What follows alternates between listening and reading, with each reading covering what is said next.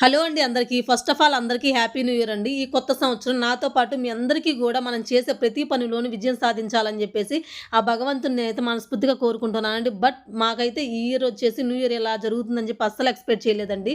ఒక 4, 5 డేస్ నుంచి పిల్లలకి మెడిసిన్స్ వేయడంతోనే నాకైతే సరిపోతూ ఉందండి. పిల్లలకి 4, 5 డేస్ నుంచి వచ్చేసి ఫుల్ ఫీవర్, కోల్డ్, కాఫ్ అండి. మెడిసిన్ అయితే ఆల్రెడీ యూజ్ చేస్తూ ఉన్నాము. అందుకని జెప్పేసి ఈ ఇయర్ వచ్చేసి మా పిల్లలకి no shopping, no cake cutting, no non veg అండి. ఇంకా నెక్స్ట్ ఎర్లీ మార్నింగ్ లేచిన వెంటనే ఫస్ట్ అయితే నేను ఇంటి ముందైతే ముగ్గైతే వేసుకున్నాను. డైలీ వచ్చేసి మెయిడ్ అయితే వేస్తుందండి. ఈరోజు వచ్చేసి కొంచెం స్పెషల్‌గా వేద్దామని చెప్పేసి నేను అలా కలర్స్‌తో అయితే ముగ్గైతే వేసుకున్నాను.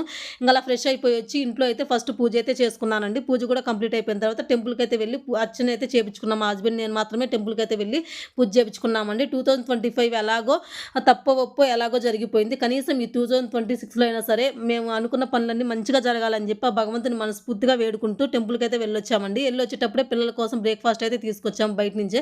ఇంక బ్రేక్‌ఫాస్ట్ కూడా పిల్లలు తిన్న తర్వాత ఆఫ్టర్‌నూన్ లంచ్‌లోకొచ్చేసి బగారా రైసు, ఇంకా అలాగే గోంగూర పచ్చడి, ఇంకా పిల్లల కోసం వచ్చేసి పెరుగు నార్మల్‌గా ఆనియన్స్ వేయకుండా పెరుగైతే చేశామండి. ఇంకా ఈ ఇయర్ వచ్చేసి మాకిలా అయితే జరిగిపోయిందండి. ఎవ్రీ ఇయర్ పిల్లలు మంచిగా హ్యాపీగా కేక్ కటింగ్ అయితే చేసుకునేవాళ్ళు. ఈ ఇయర్ వచ్చేసి పాపం ఎప్పటికి తగ్గుతుందో ఏమో కూడా అర్థం కావట్లేదు. ఫెస్టివల్‌కైనా తగ్గుతుందో లేదో. వీడియో నచ్చితే ప్లీజ్ ఒక లైక్ అండ్ సబ్స్క్రైబ్.